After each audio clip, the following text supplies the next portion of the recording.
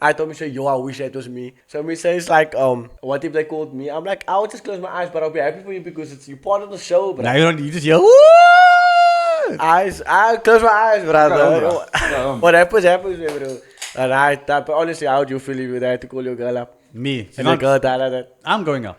You and I already had this You discussion. going to go? actually. I'm going. What's my girl? They're calling me. Like, You and I had that discussion there. We were like, oh, I know you're not calling her. So You're not calling her. You have to call me. Like, can we just get, give me Jasmine to the stage? I got this. See, I have a week when I'm draping it up and I'm putting it on for myself. that's crazy. So you say they're basically calling you? You know, they're not calling They're her. not calling my I promise you they're not calling her. Nah, bro. I told I don't her, care how I told her, yo, I want to be part of the show, but I don't. Nah, not calling her for that. That's crazy. You must just have accepted.